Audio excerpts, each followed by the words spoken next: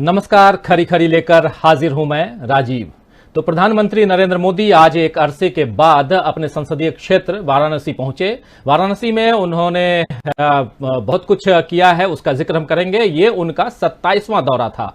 UP चुनाव से कुछ महीने पहले मोदी जी के इस वाराणसी दौरे के सियासी मतलब साफ समझे जा सकते हैं कि क्या मतलब है, क्यों ऐसा है, और आप सब अच्छी तरह से जानते हैं। जापान के सहयोग से बने रुद्राक्ष कन्वेंशन सेंटर और गंगा आरती के लाइव प्रसारण के लिए एलईडी स्क्रीन्स लगाने के ऐलान समेत करीब 1500 करोड़ रुपयों की सौगात जो है वो आज प्रधानमंत्री नरेंद्र मोदी अपने इस संसदीय क्षेत्र को उन्होंने दी है। और जाहिर है कि इस वक्त उनका मकसद मतदाताओं को लुभाकर अगले चुनाव के लिए भाजपा को मजबूत करना है। इसके अलावा और क्या हो सकता है दोस्तों इस वक्त। लेकिन इसके साथ साथ जरूरी है कि भाजपा के यूपी में एक चेहरे का ऐलान किया जाए।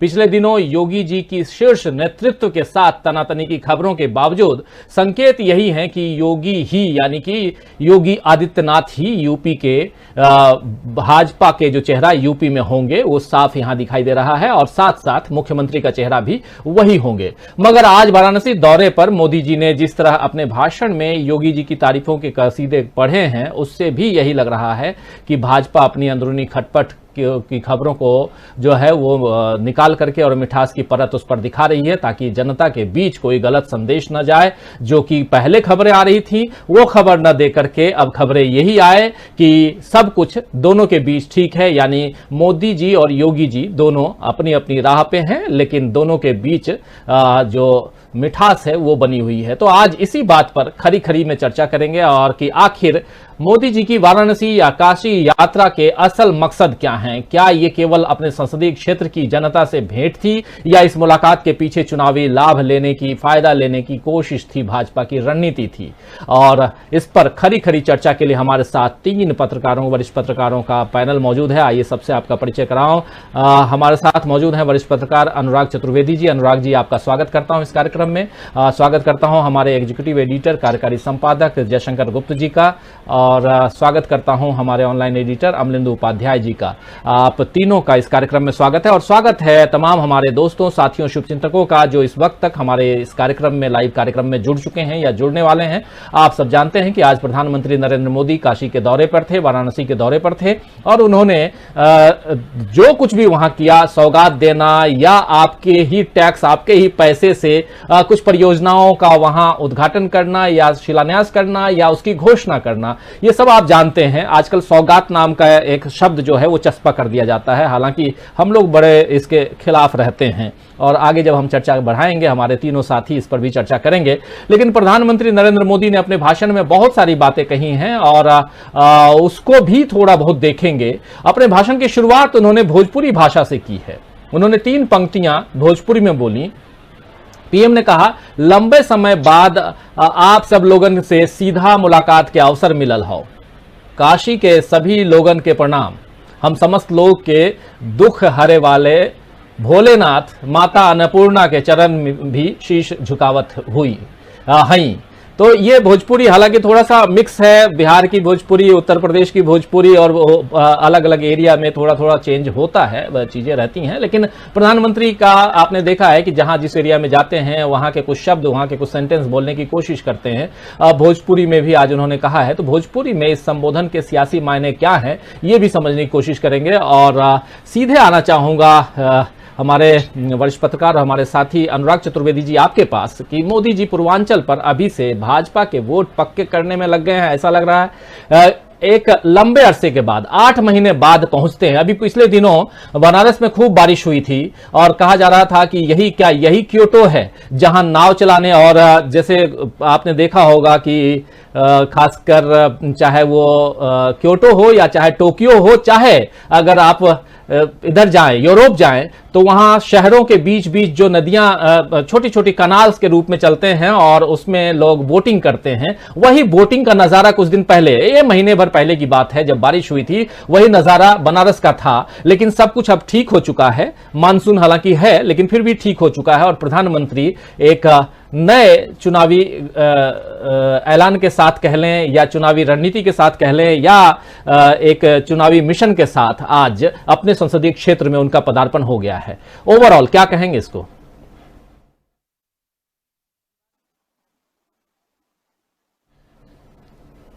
अनुराग जी की हमारी आवाज जी। अब तक हाँ, अब नहीं पहुंच रही है मुझे। सॉरी। हाँ। राजीव जी, ये जो आज प्रधानमंत्री का वाराणसी का जो दौरा हुआ, ये उनका जो इवेंट मैनेजमेंट जिसमें कि उनकी बड़ी पकड़ है या ख्याति है या करने में वो माहिर है, उसकी ही एक कड़ी के रूप में मैं देखता हूं। क्योंकि अभी भी मुझे लगता है कि बनारस या उत्तर प्रदेश जो है वो कोरोना की जो दूसरी लहर चली थी और उसमें प्रधानमंत्री जी के जो निर्वाचन क्षेत्र में दो संगीतकार जो थे, छन्नूलाल मिश्र जी जिनकी की बेटी की मृत्यु हो गई, और हम सबके बड़े प्रिय एक संगीतकार जो थे साजन मिश्र जी, वो भी दिल्ली में बगैर आईसीयू बगैर वेंटिलेटर के चले गए। तो इस समय मुझे लगता है कि उत्सव प्रियता जो है, जो कि पहले ये कहा जाता था कि कांग्रेस के पास में ऐसी मशीनरी है कि वो 4.5 साल तक कुछ नहीं करती है, 6 महीने में अपना कमाल अपनी मशीनरी को फिर से जीवित करती है और चुनाव जीत जाती है। लेकिन भारतीय जनता पार्टी और उसके जो मैनेजर्स हैं, जिनमें कि सबसे प्रमुख मैं मानता हूं कि प्रधानमंत्री खुद है, गृह मंत्री जी हैं, और फिर जो कारपेट बमिंग करने वाले अलग अलग मंत्री हैं, अलग अलग उनके ओहदेदार हैं, वो उसको एक अंजाम देते हैं। एक पूरा का पूरा एक शास्त्र है, जिसको कि चुनावी शास्त्र कह लें या जिसको कि हम ये माने कि इसमें ही राजनीतिक दलों का प्राण बसता है। और ये कुछ हद तक सही भी है कि अगर आपको सत्ता पे रहना है तो आपको जो सत्ता जिसके जरिए आप पहुंच सकते हैं वो चुनावी मतदाता को रिझाने का काम है। तो उसमें जो सौगातें दी गई हैं या जो टोक्यो बनाने का जो एक संकेत दिया गया है, या जो एक मुझे तो लगता है ये अभी स्मार्ट सिटी जैसे सब जगह का कि उत्तर प्रदेश स्मार्ट सिटी में नंबर 1 बन गया है, जबकि भारत में एक भी स्मार्ट सिटी नहीं बन पाई है। तो कई जो कार्यक्रम होते हैं वो केवल 6-6, 7-7, 8-8 महीने, 10-10 महीने के होते हैं, और उसके बाद में वो भुलाने के लिए ही एक कवायद की जाती है। जैसे आप बुलेट ट्रेन का देखिए कि बुलेट ट्रेन जो है वो अब स्मृति में या कोई भी लोगों की उनकी इच्छा भी नहीं होती है, क्योंकि अभी वो आपकी स्मृति में ही नहीं रखना चाहते। तो ऐसी स्थिति में मुझे लगता है कि प्रधानमंत्री जी का अपने निर्वाचन क्षेत्र में जाना, बनारस में जाना और वहां से चुनाव के का बिगुल बजा देना, ये थोड़ा अभी जल्दबाजी मुझे लग रही है। क्योंकि आप देखते हैं कि हमारे हिंदुस्तान में, हमारे देश में एक बड़ी पारंपरिक परंपरा है बरसी की, कि जब बहुत ज्यादा मृत्यु हो जाती है, बहुत ज्यादा परिवार में आपको दुख हो जाता है, तो उसके लिए उसके लिए गम मनाने का, उसके लिए दुख प्रकट करने की एक अवधि तय की जाती है। और उस अवधि के दौरान भी आप जो है कुछ शालीनताएं, कुछ नियम, कुछ कायदे कानून, लेकिन आजकल बहुत सारी जगह 12वें या 13वें दिन भी जल्दबाजी में जहां पे विवाह होने वाले होते हैं या और कार्यक्रम होने वाले होते हैं, बरसी तत्काल कर दी जाती है। तो मुझे सबसे बड़ा इसमें आज यही दुख लगा कि एक छन्नूलाल जी को या उनके साजन मिश्र को उन्होंने क्यों नहीं याद किया।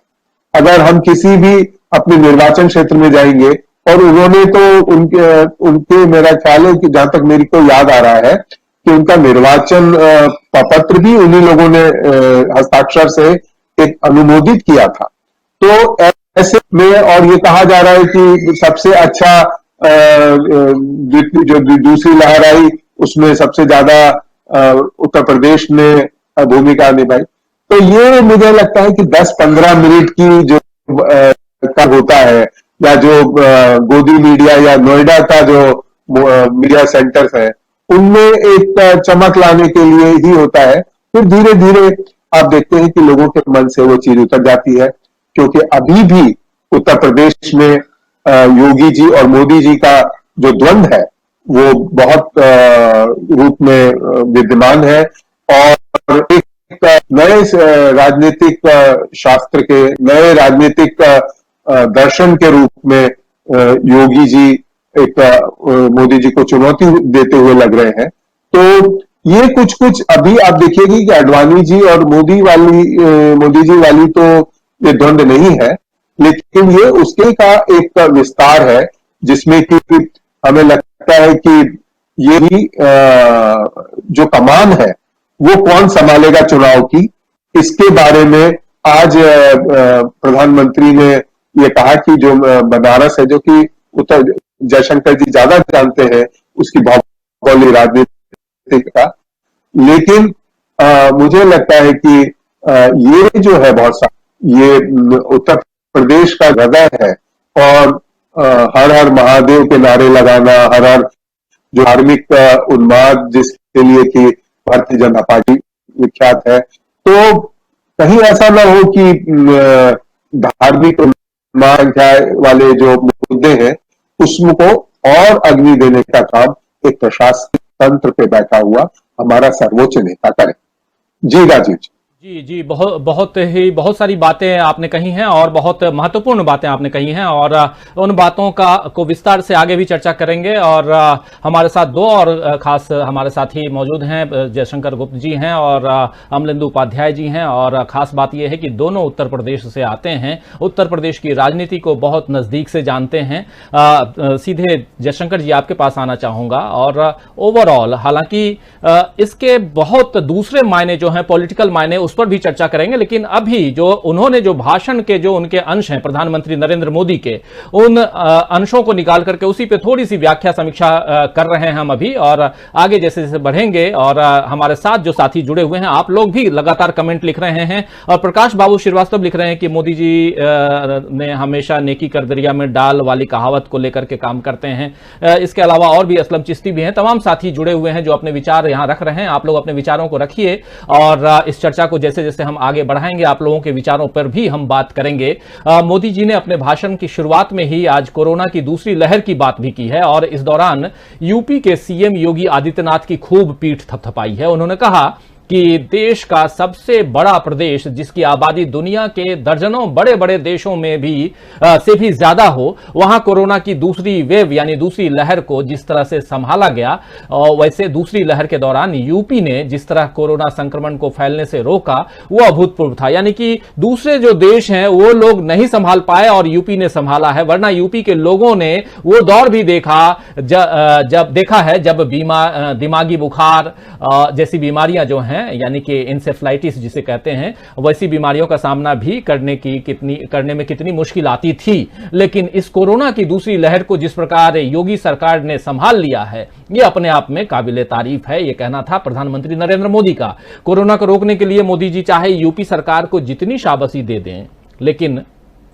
जयशंकर जी, ये सबने देखा है कि कैसे अदालत को लॉकडाउन लगाने के आदेश सरकार को देने पड़े थे ताकि संक्रमण को रोक लगे। ऑक्सीजन की कमी से लेकर शमशान घाटों पर लाइनें भी सबने देखी हैं और गंगा किनारे शवों को दफनाने की खबर तो अंतर्राष्ट्रीय स्तर पर चर्चा में आई। फोटोग्राफ्स कितने छपे, गंगा में तैरती लाशें सबने देखी। क्या पीएम का इस सच्चाई से मुंह मोड़ लेना सही है क्या? एक सच्चाई तो जिस पर अभी अनुराग जी ने कहा कि छन्नू लाल का नाम ले रहे थे, पंडित छन्नू लाल, और जो उनके प्रस्तावक भी थे, इन लोगों को याद न करना, इनके यहाँ न जाना एक अलग बात है। लेकिन जब इतने लोग मरे हैं और उसके बाद आप कह रहे हैं कि कोरोना का जो पूरे देश में, पूरी दुनिया में लोगों ने यूपी मॉडल देखा है, ये कौन सा मॉडल है जहां लाशें तैरती हैं? जयशंकर जी क्या कहें, इस तरह की बात तो कोई धृतराष्ट्र ही कह सकता है, जिसको दिखाई नहीं देता है, जो देखना नहीं चाहता है, जो सुनना नहीं चाहता है। और कोई जागृत अवस्था वाला व्यक्ति तो शायद ऐसी बात नहीं कर सकता है। मैं अभी देख रहा था कि आज ही एक दो दिन पहले, आज ही टीवी में अखबार में देख रहा था, सुप्रीम कोर्ट ने कहा कि उत्तर प्रदेश में जंगल राज, उत्तर प्रदेश में हो क्या रहा है, वहां जंगल राज। तो अब बात ठीक है, सफाई एक दूसरे की दोनों दे रहे थे, योगी जी तारीफों के पुल बांध रहे थे, यशस्वी और लोकप्रिय और क्या क्या प्रधानमंत्री बता रहे थे, और फिर जाहिर सी बात है कि मोदी जी को भी बताना ही था कि भाई योगी जी बहुत कुशल मुख्यमंत्री हैं, बहुत अच्छा काम कर रहे हैं, कोरोना का बहुत अच्छा से इन्होंने ये कर लिया है और सारी बातें एकदम बहुत ही चुस्त दुरुस्त है, कानून व्यवस्था बहुत अच्छी है, बच्चियों के साथ ये महिलाओं के साथ अत्याचार एकदम नहीं हो रहे हैं, बहुत सब ठीक हो गया है, मतलब सब गुलाबी गुलाबी हो गया है। तो जाहिर सी बात है कि सब चुनाव के मद्देनजर ही कर रहे थे वो, और भोजपुरी 2 लाइन बोलना, मतलब भोजपुरी के लोग जान चुके हैं उनकी असलियत, क्योंकि हर बार जब आते हैं तो कुछ न कुछ एक आध लाइन जरूर जो है बिहार में यूपी में भोजपुरी बोलते हैं। लेकिन आगे जाने के बाद भोजपुरी को आखिरी सूची में दर्जा मिलेगा कि नहीं मिलेगा, भोजपुरी को कहीं किसी लेवल पर मान्यता मिलेगी कि नहीं मिलेगी, इस मामले में कभी उनके मुंह से कभी बात नहीं निकलती है। और सवाल यह है कि भाई आप जो बात कह रहे हैं, अदालतें हमारी कुछ और बात कह रही हैं, जनता कुछ और कह रही है। अभी जिला परिषदों के चुनाव हुए तो जो सीधे जनता ने जिसमें वोट दिया जिला परिषदों में, उसमें तो बीजेपी पूरी तरह से हार गई। उसके बाद जब जिला प्रशासन सक्रिय हुआ, गुंडे सक्रिय हुए, जितने बाहुबली, धनबली और जिला प्रशासन खासतौर से डीएम और एसपी जिस ढंग से सक्रिय हुए, उसके बाद आपने जो है ब्लॉक प्रमुखों का चुनाव जीता या जिला परिषद के अध्यक्षों का चुनाव जीता। जहां आपके एक भी सदस्य या एक या 2 सदस्य थे, वहां पर भी आपने अपना जिला परिषद का चेयरमैन बनवा लिया, ये बात अलग है। लेकिन जनता ने जहां दिया, जनता ने तो बता दिया कि आपका कोरोना मैनेजमेंट एकदम बकवास था, उसके चलते लोग ऑक्सीजन के अभाव में दम तोड़ते रहे। नरेंद्र मोदी जी प्रधानमंत्री है देश के, उनके पास इंटेलिजेंस का भी नेटवर्क है, सब कुछ है उनके पास, आता होगा कुछ नहीं तो अखबारों की कटिंग भी आती होगी। लखनऊ जो प्रदेश की राजधानी है, वहां ऑक्सीजन के अभाव में लोग दम तोड़ते रहे, लाशों को जलाने का इंतजाम नहीं था स्मशान घाटों में। जब कैमरामैन या फोटोग्राफर जाते थे तो उसको छिपाने के लिए ढक दिया गया, चार दीवारी बना करके, एक तरह से वो जो टीन का सेट बना करके, जैसे अहमदाबाद में किया था ट्रंप के आने के समय के, वो जो झुग्गी झोपड़ियां नहीं दिखाई दें, उसी तरह से स्मशान घाट के चारों तरफ से घेर ली गई ताकि वहां पे परिंदा पर न मार सके, और ये हालत हो गई थी। तो वो सारी चीजें आप नहीं देख पा रहे हैं। नदियों में तैरती हुई लाशें, नदियों के किनारे रेत में दबी हुई लाशें, ये सब आप नहीं देख पा रहे हैं। पूरे उत्तर प्रदेश में कहीं भी ऑक्सीजन का ये कोटा हर जगह था। बनारस में लोग मर रहे थे, आपको दिखाई नहीं दिया। आप वहां के सांसद हैं, छन्नूलाल मिश्रा जी के बारे में या साजन मिश्रा जी के बारे में, राजन साजन मिश्रा, मतलब हम हमारे समय के, हमारी पीढ़ी के बहुत ही उदीयमान है, मतलब कहा जाए स्थापित शास्त्रीय संगीतकार थे। एक फिल्म आई थी गिरीश कर्नाड के सुर संगम, मेरे ख्याल से उसमें उन्होंने काम किया था। तो ये सारा था, ऐसे लोगों को आते ही बनारस आप भूल गए। अनुराग ठीक कर रहे हैं, कम से कम आकर के एक बार जो लोग कोरोना से मरे हैं बनारस में, नाम ले सकते थे छन्नूलाल जी की बेटी का या साजन मिश्र जी का या बाकी और लोगों का, और तमाम लोग, उनको मैं श्रद्धांजलि अर्पित करता हूं। कम से कम इतनी बात तो आपके मुंह से निकल जाती, लेकिन वो भी नहीं। इसका मतलब कि बनारस में कोई मरा नहीं। इतनी बुरी हालत है, मतलब बनारस का हाल, जैसे अभी आ रहे थे ना कि नावें चलने लग गई थी गोदौलिया के आसपास के इलाकों में, दशाश्वमेध घाट के आसपास के इलाकों में, गंगा उफन गई थी, पानी बरस गया था, उसके चलते सारा अच्छा टोटो बनाने के चक्कर में आपने पूरे काशी की खुदाई करके उसका रेण पीट कर रख दिया है, एकदम बुरी हालत में बना दी है। पूर्वी उत्तर प्रदेश के लोगों ने बड़ी उम्मीद की थी कि भाई प्रधानमंत्री हमारे इलाके का हो रहा है, हमारे इलाके का सांसद हो रहा है, बनारस का सांसद हो रहा है, और संयोग से मुख्यमंत्री भी गोरखपुर का, वो भी हमारे पूर्वांचल का ही व्यक्ति हो रहा है, तो पूर्वी उत्तर प्रदेश में विकास की गंगा बहेगी। तो पता लगा कि विकास की गंगा क्या बहेगी, गंगा तो पहले से जो मैली थी उससे और ज्यादा मैली हो गई। आज प्रधानमंत्री ने कुछ सफाई वाई की बात भी की कि गंगा की सफाई के लिए और आरती की बातें की, लेकिन हुआ क्या? सारा पैसा कौन डका?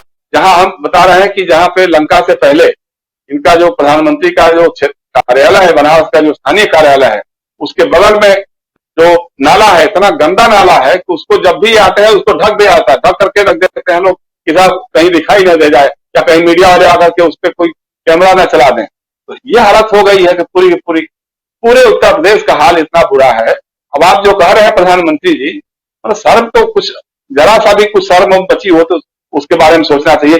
बच्चियों के साथ रोज बलात्कार की घटनाएं आ रही है, रोज दलित और पिछड़ी बच्चियों के साथ बलात्कार हो रहा है, महिलाओं के साथ अत्याचार हो रहा है, उत्पीड़न हो रहा है। लेकिन आपको कुछ दिखाई नहीं देता। आप कह रहे हैं कानून व्यवस्था बहुत अच्छी हो गई है, महिलाओं के साथ के खिलाफ अत्याचार उत्पीड़न की घटनाएं बहुत कम हो गई है, उस पर रोक लग गई है। तो क्या कहें हम चूंकि हम भी उत्तर प्रदेश से हैं, तो हमें शर्म आती है कि हमारे प्रतिनिधि इस देश के प्रधानमंत्री हैं, हमारे प्रतिनिधि इस देश के इस प्रदेश के मुख्यमंत्री हैं, इस ढंग की गलीज भाषा बोलते हैं, इस ढंग की बातें, झूठ पर झूठ। झूठ बोलने में अगर कोई सानी खोजा जाए तो मेरे ख्याल से इनका कोई जवाब नहीं मिलेगा। इस तरह की बातें कहीं कुछ भी अखबार में ही पढ़ते होंगे आप, अपनी पार्टी के लोगों का जो आता है फीडबैक आता है वो नहीं पढ़ते हैं आप। अभी चित्रकूट में, उत्तर प्रदेश और मध्य प्रदेश के बॉर्डर पे चित्रकूट में आरएसएस की इतने दिनों 4-5 दिनों तक चिंतन बैठक हुई, मंथन प्रक्रिया चली वहां पर। वहां अयोध्या मामले में, अयोध्या मंदिर के नाम पे जो चंदा हुआ, वो चंदा चोरी, जो जमीन खरीदने पे जो घोटाला कर रहे थे चंपत राय और सारे लोग, उनको बुलाकर तलब किया गया। और खबर यह है कि साहब उनके स्पष्टीकरण को इन्होंने, लेकिन चुना है इसलिए उनको अभी हटाया नहीं गया है। अब ये हो गया, लेकिन उसके ऊपर ये जरूर हो गया कि आरएसएस के लोग अब उसका एक देख रेख करेंगे, मंदिर निर्माण की प्रक्रिया को देख वो करेंगे। तो सारे काम में आपके लोग चोरी, भ्रष्टाचार, हर तरह के मामलों में ये हो रहे हैं। महंगाई से लोग, आम जनता त्रस्त है, ये बेरोजगारी से लोग त्रस्त है, नौजवान त्रस्त है। और उसके बाद आप जाके कह रहे हैं कि साहब उत्तर प्रदेश का मौसम बड़ा गुलाबी गुलाबी, बहुत अच्छा काम हो रहा है, योगी जी ने बहुत कोरोना का मैनेजमेंट कर लिया, उनको आप ये दिला दीजिए, नोबेल प्राइज पुरस्कार दिला दीजिए, लेकिन उसके लिए दावेदार तो आप ही होंगे सबसे पहले। तो इतनी मरे हैं लोग, इतने लोगों की मौत हुई है, जो छिपाया गया है, आंकड़ों को छिपाया गया है। अगर ये मौत का मैनेजमेंट को अगर आप कहते हैं कि साहब कोरोना मैनेजमेंट बहुत अच्छा हो गया है, तो फिर अलग बात है, फिर तो कोई बात करने की नहीं है। लेकिन ये सही है, देखिए आपने जैसा कहा, ये चुनाव की एक तरह से रणभेरी बजाने की कोशिश है। बनारस में 1500 करोड़ रुपए की योजना, हर बार जब जाते हैं तो मतलब 1500 करोड़ से नीचे की कभी बात सुनने को नहीं मिलती है। लेकिन जमीन पे कुछ उतरते आज तक तो हमने उस ढंग से कभी देखा नहीं है। सड़क का काम जरूर कुछ हुआ है, एयरपोर्ट से लेकर के वहां तक बढ़ाने का काम हुआ है, लेकिन बाकी जो योजनाएं हैं वो घोषणाओं में ज्यादा दिखाई देती हैं, अखबारों में ज्यादा दिखाई देती हैं। आप देखिए अचानक 5-7 दिनों से उत्तर प्रदेश के जितने भी अखबार हैं या दिल्ली के अखबार भी उत्तर प्रदेश सरकार के विज्ञापनों से लदे पड़े हैं। बनारस के बारे में क्या क्या बातें लिखी गई है, क्या क्या बातें कही, ये सारे विज्ञापन में जो आ रहा है।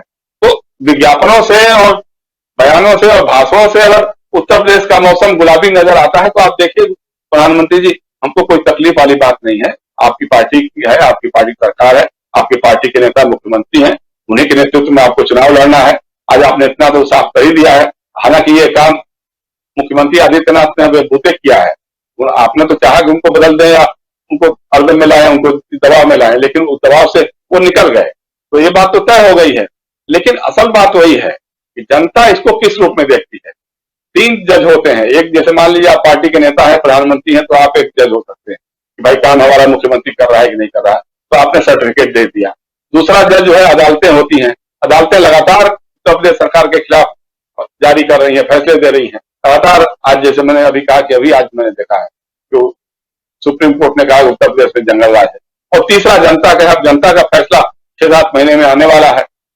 आपने जो कैबिनेट एक्सपेंशन किया उसमें भी यही मैसेज देने की कोशिश की कि साहब उत्तर प्रदेश में से 7 मंत्री बनाए, उसमें से 6 एससी और एससी अनुसूचित जाति के लोगों को शामिल किया आपने, तो एक सामाजिक संतुलन साधने की कोशिश की। हमने उस समय कहा था ये कि जो उत्तर प्रदेश में दलितों और पिछड़ों के साथ ज्यादती हो रही है, उत्पीड़न हो रहा है, बच्चियों के साथ बलात्कार हो रहा है, क्या उसका ये मुआवजा है इन लोगों को मंत्री बनाने का, जातियों को मंत्री बना केंद्र सरकार में, क्या उसका मुआवजा है? तो ये सारी बातें देखते हुए आप जो कुछ भी कर रहे हैं, जनता सब कुछ देख रही है। क्या में कैसे उसके लोग मरे हैं, कैसे उसके घर परिवार के लोग पिछड़ गए हैं, कैसे ऑक्सीजन के अभाव में लोगों ने दम तोड़ा है, ये सारा लोगों के पास है। अब आपके भाषण से सुनकर के लोग बहुत बहल जाएंगे, दिल बहला लेंगे, मुझे ऐसा लगता नहीं है। जी बिल्कुल बिल्कुल, आप जो बात कह रहे हैं उसी में कुछ चीजें जोड़ते हुए सीधे अमलेंदु जी आपके पास आना चाहूंगा। सवाल आपसे है कि आज प्रधानमंत्री जी ने जो भाषण दिए उसमें कुछ बातें और भी कही। उन्होंने कहा कि आज यूपी में कानून का राज है। पहला सेंटेंस, यूपी में कानून का राज है। कैसे है? तो कह रहे हैं कि माफिया राज और आतंकवाद जो कभी बेकाबू हो रहे थे उन पर अब कानून का शिकंजा है। बहनों बेटियों की सुरक्षा को लेकर मां बाप हमेशा जिस तरह डर और आशंकाओं में जीते थे वो स्थिति भी बदली है। क्या ऐसा है? धरातल पे, क्योंकि आप तो यूपी को बहुत नजदीक से देख रहे हैं, यूपी से बिलोंग करते हैं, क्या है, क्या कानून का राज है? और कानून का राज है तो फिर माफिया राज, आतंकवाद, बहन बेटियां जो हैं सब सुरक्षित हैं, माँ बाप जो हैं वो जिस डर से, जिन आशंकाओं के साथ पहले जीते थे, वो सब अब नहीं है उत्तर प्रदेश में। देखिए राजीव जी, मुझे लगता है कि अगर जंगल राज को कानून का राज कहा जा सकता है तो निश्चित तौर पे उत्तर प्रदेश में कानून का राज है। और मुझे लगता है कि प्रधानमंत्री जो है, चूंकि उत्तर प्रदेश में तो नाम बदले जाते हैं, यहाँ इलाहाबाद प्रयागराज हो जाता है और कुछ का कुछ हो जाता है, तो यहाँ जो है वो जंगल राज का नाम बदल के अब कानून का राज हो गया। मुझे लगता है कि आज प्रधानमंत्री जो है वो नए नामकरण संस्कार में गए थे और जंगल राज को जो है वो कानून का राज जो है वो नामकरण संस्कार करके आज चले आए हैं प्रधानमंत्री। क्योंकि प्रधानमंत्री है वो कुछ भी बोलने की छूट है, और अब हम ये तो नहीं कह सकते कि प्रधानमंत्री जो है वो माननीय सर्वोच्च न्यायालय की अवमानना कर रहे हैं, क्योंकि माननीय सर्वोच्च न्यायालय ने कहा कि उत्तर प्रदेश में जंगल राज है। तो यही कहा जा सकता है कि प्रधानमंत्री ने जो है वो जैसे विकलांग का दिव्यांग कर दिया प्रधानमंत्री ने, अब वो दिव्यांग चलने लगा, कोई विकलांग नहीं, सब दिव्यांग कहते हैं। तो उसी तरीके से अब जो है अब जंगल राज की बजाय जो लोगों को कहना चाहिए कि अब जहां भी कहीं आए कि कानून व्यवस्था खराब है तो वहां कानून का राज है, अब ये कर देना चाहिए। मुझे लगता है प्रधानमंत्री ने इसकी शुरुआत आज कर दी है। दूसरी बात यह है कि प्रधानमंत्री जो है वो जिस तरीके से बता रहे थे कि बच्चियां सुरक्षित हैं और पहले जो था वो सब गाड़ी से पटरी होती हुई थी, तो प्रधानमंत्री बड़ी ईमानदारी से बात की। प्रधानमंत्री ने स्वीकार कर लिया कि उनकी सरकार में, मतलब उनकी पार्टी की सरकार में कानून व्यवस्था जो थी बहुत खराब थी, बच्चियां भयभीत थी, सब जो था, फिर अब नहीं। उनका कहना यह है, मतलब चूंकि 4.5 साल तो उन्हीं सरकार किसी और की तो है नहीं, तो अब कह रहे हैं वो, मतलब हाथरस से पहले हुआ होगा, बाराबंकी की घटना हुई उससे पहले हुआ होगा, हाथरस बाराबंकी तक हुआ होगा, बाकी जो खबरें आती रही बच्चियों के साथ बलात्कार की और महिलाओं को जिंदा जलाए जाने की, मतलब हाई कोर्ट जो है वो फटकार लगा रहा हो जब एडीजी को खड़ा कर करके, तो आप समझ सकते हैं क्या स्थिति है। लेकिन चूंकि प्रधानमंत्री है वो अदालतों से भी ऊपर हैं, तो वो सब कुछ भी बोल सकते हैं, तो अब आज वो बोल के आए हैं। आपको याद होगा कि ये वही उत्तर प्रदेश है जहां जेलों के अंदर जो है गैंगवार हो रहे हैं। ये 70 सालों में पहली बार हुआ है कि जेल के अंदर जो है वो इस तरीके से गैंगवार हो रहे हैं और जेल के अंदर हत्याएं हो रही हैं और जेल के अंदर हथियार पहुंचा, ये पहली बार है। 70 साल में ये भी पहली बार है कि जज की अदालत में जो है जज बैठा हुआ है और जज की वहां जाकर के हत्याएं हो रही हैं, ये भी 70 साल में पहली बार है। इसी को कानून का राज कहते हैं। असल में प्रधानमंत्री जो कहना चाहते हैं वो यही कहना चाहते हैं कि यही कानून का राज है। लेकिन प्रधानमंत्री जो है चूंकि ईमानदार व्यक्ति है, तो आज उन्होंने ईमानदारी से एक बात जो है वो स्वीकार की है। मैं थोड़ा विषय से हट के जाना चाहूंगा, जो सवाल आपने मुझसे पूछा नहीं था उसको भी थोड़ा बोल, फिर आप विषय पे आ जाऊंगा। प्रधानमंत्री चूंकि ईमानदार व्यक्ति है, तो उन्होंने ये कह बता दिया कि जो उत्तर प्रदेश के अंदर जो कोरोना की दूसरी लहर के चलते जो कुछ भी गड़बड़ियां सब कुछ हुई और सरकार का जो फेलियर हुआ, असल में वो योगी आदित्यनाथ का फेलियर नहीं था, उनकी सरकार का फेलियर नहीं था, क्योंकि योगी जी तो निपटे उस फेलियर से। ये सारा फेलियर जो था वो प्रधानमंत्री की सरकार जो है, यानी केंद्र सरकार जो है उसका था। अपरोक्ष रूप से प्रधानमंत्री ने यही कहा है, क्योंकि प्रधानमंत्री का आपको देश के नाम जो संबोधन हुआ था दूसरी लहर के बाद, 20 दिन तक तो गायब रहे थे प्रधानमंत्री, कहीं दिखाई नहीं पड़े थे। उसके बाद जब अवतरित हुए थे और राष्ट्रीय संबोधन किया था, तो कहा था कि अचानक से जो थी वो हाई ऑक्सीजन की बढ़ गई थी मांग देश के अंदर, इतनी कभी नहीं हुई थी। प्रधानमंत्री के ही शब्द थे। प्रधानमंत्री कह रहे थे कि देश के अंदर जो था वो हाहाकार मचा हुआ था, और अगर पहले राउंड का वैक्सीनेशन नहीं हुआ होता तो आप समझिए और कितना हाहाकार मचता। तो प्रधानमंत्री स्वीकार कर चुके हैं जिस बात को कि देश के अंदर हाहाकार मचा हुआ था और बुरी स्थिति पैदा हो गई थी, और ऐसी जो थी 100 साल के अंदर महामारी पहली बार आई। ये प्रधानमंत्री के शब्द है, मैं अपने शब्द नहीं कह रहा हूँ। ये सब प्रधानमंत्री ने देश के नाम संबोधन में जो बातें कही थी, तो प्रधानमंत्री आज उसको झुठला नहीं सकते थे। तो लेकिन चूंकि प्रधानमंत्री हैं तो वो अब योगी जी उनके पोस्टर लगवा चुके हैं पूरे लखनऊ में, थैंक यू मोदी करके। तो वो थैंक यू मोदी जो कहा था, तो उस पर योगी जी ने संदेश दे दिया कि जो सब कुछ गड़बड़ियां हुई हैं सब मिला करके, और सुप्रीम कोर्ट ने भी जब कहा कि लोग अगर मांग रहे हैं, एसओएस कर रहे हैं, तो आप उस पर मुकदमे नहीं कर सकते, आप किस तरीके कर सकते हो, और खबरदार हुआ तो हम जो है वो टांग देंगे। क्या इस तरीके का कोई शब्द हाईकोर्ट ने, सुप्रीम कोर्ट ने इस्तेमाल किया था कि अगर किसी पर मुकदमा कायम हुआ तो हम टांग देंगे। तो ये जब सारी स्थितियां थी, तो मुझे लगता है प्रधानमंत्री जो है वो सब जो है अपने ऊपर उन्होंने जिम्मेदारी जो है अपरोक्ष रूप से स्वीकार की है। क्योंकि अगर योगी जी जिम्मेदार नहीं तो जाहिर बात है मोदी जी जिम्मेदार, और ये बात सही भी है। मुझे लगता है ये बात इसलिए भी सही है कि चूंकि केवल उत्तर प्रदेश के अंदर स्थिति खराब नहीं थी, बिहार में भी खराब थी, मध्य प्रदेश में भी खराब थी, गुजरात में भी खराब थी, और जहां जहां भारतीय जनता पार्टी की सरकारें थी सब जगह खराब थी, और केंद्र सरकार जो थी वो हर तरीके से सब जगह फेल रही थी। तो उत्तर प्रदेश में ज्यादा फेल रही, चूंकि यहाँ डबल इंजन की सरकार है और इंजन यहाँ बहुत तगड़े वाले हैं दोनों, तो इसलिए जो है ईंधन जो था वो ज्यादा पड़ गया था दोनों इंजनों में, तो यहाँ जो था वो ज्यादा मामला थोड़ा तेज हो गया। तो मुझे लगता है कि ये है, और प्रधानमंत्री चूंकि ईमानदार व्यक्ति है तो उन्होंने स्वीकार कर लिया है कि वो डबल इंजन की सरकारें जो थी वो पूरी तरीके से फेल हुई, और ये सब जो है प्रधानमंत्री के सब किया धराया है। और आप कानून व्यवस्था की बात कर रहे हैं, तो मतलब आप शुरू से देखिए सरकार बनी बनाई थी, मतलब आज स्थिति ये है कि हाईवे पे रात को महिलाएं सुरक्षित नहीं है। सरकार बनी बनी थी, यमुना एक्सप्रेस वे पे जो था कांड हुआ था और उसकी पूरे देश भर में चर्चा हुई। ये उत्तर प्रदेश अकेला ऐसा राज्य है जहां बलात्कारियों पर से मुकदमे हटाए जाते हैं, सरकार मुकदमे हटाती है, और एक बलात्कारी पे से नहीं उठाती है, सैकड़ों बलात्कारियों पर से उठाती है। अकेले चिन्मयानंद नहीं है, मुजफ्फरनगर के दंगों के दौरान जो बलात्कार के मुकदमे कायम हुए वो भी हटाए गए हैं। और जो बलात्कारियों के समर्थक हैं, आप उनके ही लोगों को टिकट दे देते हैं। उन्नाव में क्या हुआ, जिला परिषद के चुनाव में जिसको टिकट दिया गया वो कुलदीप सिंह सेंगर का सबसे खास आदमी, और जो पीड़िता का जब बयान आया कि ये मेरे जख्मों पर नमक छिड़कने वाला है, तब आप पलटे। इसी तरीके से आपने कुलदीप सिंह सेंगर की क्या पत्नी को या किसको बेटी को था वो आपने टिकट दिया जिला पंचायत सदस्य के चुनाव में।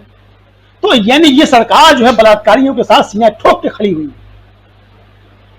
और उसके बाद अगर प्रधानमंत्री कहते हैं कि सब अच्छा ही अच्छा है, तो आप समझ सकते हैं कि प्रधानमंत्री जो है वो दिव्यात्मा है। चूंकि विकलांगों को दिव्यांग बता सकते हैं, तो हम भी उनको दिव्यात्मा कह सकते हैं प्रधानमंत्री जी को। सबको छूट है किसी को भी कुछ बोलने की। मुझे लगता है कि प्रधानमंत्री को थोड़ा सा तो गंभीर हो ही जाना चाहिए। 7 साल हो गए उन्होंने प्रधानमंत्री बने, और उनको अब ये स्वीकार कर लेना चाहिए कि 135 करोड़ लोगों के, अब तो शायद 139 करोड़ हो गए हैं, डाटा जो आ रहे हैं बताया जाता है 139 या 135, जो प्रधानमंत्री बाबा 135 कहते हैं वो 135 मान लेते हैं। 135 करोड़ लोगों के वो प्रधानमंत्री हैं। कम से कम थोड़ी सी तो ईमानदारी अपने बोलने में बरतें, क्योंकि पूरी दुनिया जो है जब भारत का प्रधानमंत्री बोलता है तो उसकी तरफ देखती है, नरेंद्र मोदी की तरफ नहीं देखती है, तो भारत के प्रधानमंत्री की तरफ देखती है। और दुनिया में सारी खबरें जाती हैं, अंतर्राष्ट्रीय मीडिया जो चिल्ला चिल्ला करके कह रहा है कि 50 लाख से लेकर 1 करोड़ तक लोग जो है कोरोना की दूसरी लहर में मारे गए हैं, और आप उसके बाद भी अगर कहते हैं कि यूपी में बहुत अच्छा है, सब कुछ अच्छा है, इस पर क्या कहा जा सकता है। मुझे लगता है प्रधानमंत्री को थोड़ा जो है आत्मालोकन, आत्मालोचना सब करने की आवश्यकता है। हाल चूंकि वो देश के प्रधानमंत्री, इसलिए उनको सवाल नहीं किया जा सकता। जी राजीव जी, सारी बातें हैं और बहुत सारे सवाल भी हैं, उन सवालों के साथ आऊंगा। अनुराग जी आपके पास आऊंगा, लेकिन उससे पहले कई सारे हमारे साथी लगातार अपने विचार रख रहे हैं। कुछ लोगों के विचार आप लोगों तक पहुंचाऊं। आतिक खान हैं जो कह रहे हैं मोदी दिल्ली में बैठकर सब जानते हैं, झूठ बोलना सीखना है, मोदी शाह से भाजपा ज्वाइन करें। अगर झूठ बोलना आपको सीखना है तो मोदी और शाह से तो भाजपा ज्वाइन करें। असलम चिश्ती कह रहे हैं कि देश में कहाँ पैसे की कमी है, जब राजा के आगमन पर रोड ढकने के लिए पैसा है, लेकिन कोरोना से मरने वालों के लिए मुआवजा देने के लिए पैसा नहीं है। जो आज गए थे मोदी जी और कई सड़कें बनाई गई, उस पर इनका कहना है। असलम चिश्ती का। महेंद्र मलिक हमारे साथ हैं। रतन उपाध्याय कह रहे हैं प्रचार मंत्री आए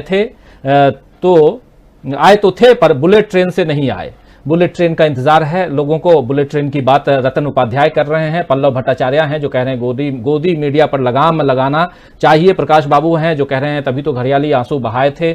महेंद्र मलिक भी हमारे साथ बने हुए हैं। मदन चंगल हमारे साथ बने हुए हैं। फिर सुकुमार बनर्जी हैं, तमाम साथी हैं। प्रकाश बाबू हैं हमारे साथ में, पल्लव भट्टाचार्य हैं, वाजिद आलम भी हैं, रतन भी हैं। तो फिर कृष्णेंदु भट्टाचार्य हैं जो कह रहे हैं मोदी फियरिंग आदित्यनाथ की बात कर रहे हैं। मोदी आदित्यनाथ से डर रहे हैं, क्यों डर रहे हैं? और एक आदित्यनाथ का जब कृष्णेंदु भट्टाचार्य लिख रहे हैं तो इसी सवाल के साथ आना चाहूंगा अनुराग जी आपके पास। आज जब उन्होंने प्रधानमंत्री नरेंद्र मोदी अपने मंच से जब भाषण दे रहे थे तो सीएम योगी बगल में बैठे हुए थे और उनके अभिनंदन में उन्होंने बड़े बड़े शब्दों का इस्तेमाल किया। प्रधानमंत्री नरेंद्र मोदी ने कहा कि यूपी के यशस्वी, ऊर्जावान और कर्मठ मुख्यमंत्री श्रीमान योगी आदित्यनाथ जी।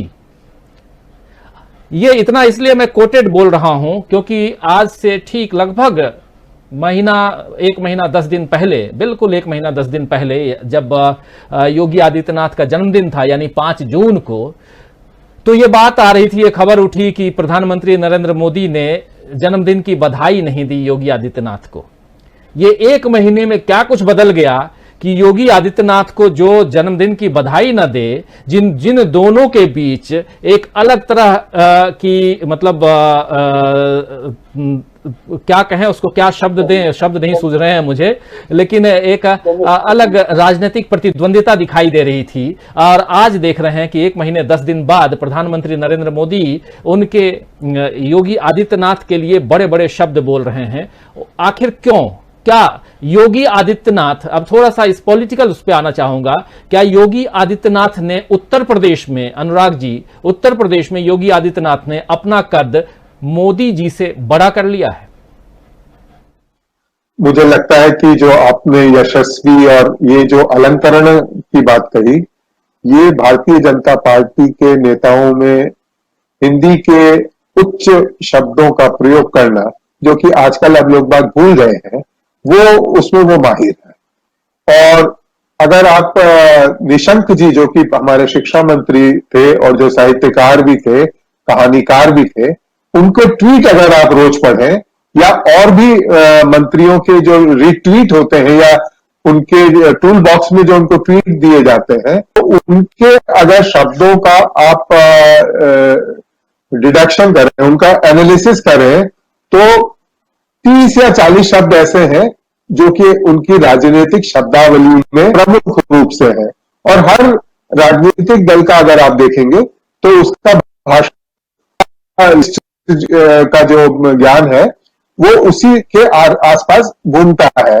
और एक और भी आप देखेगा कि प्रधानमंत्री जी कई बार मैंने देखा कि किसी भी वरिष्ठ आदमी से मिलेंगे तो उनके पैर भी छू लेते हैं।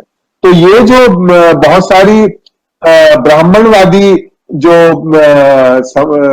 संस्कार जो है, जो कि उनकी पार्टी में भी प्रमुख है, तो वो उसका वो प्रदर्शन करते हैं।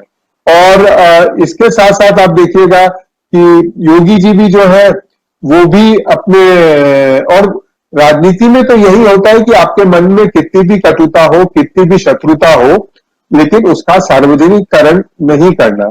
लेकिन आपने जब 5 जून की बात कही है, 5 जून से लेके आज 15 जुलाई के बीच में ऐसा क्या हो गया जिसके के लिए, तो मुझे ऐसा लगता है कि जो इनको चित्रकूट से जो संदेश है उसमें ये कहा हुआ था, और आज की ये जो एक्सरसाइज थी पूरी की पूरी, ये एक तरीके से रिश्तों को सामान्य बनाने की, वहां के जनमानस का मन जानने की, और क्या मोदी जी में जो उनका जो द्वितीय लहर के बाद में जो कंट्रोल ढीला हो गया था, उनकी लोकप्रियता एकदम खत्म हो गई थी।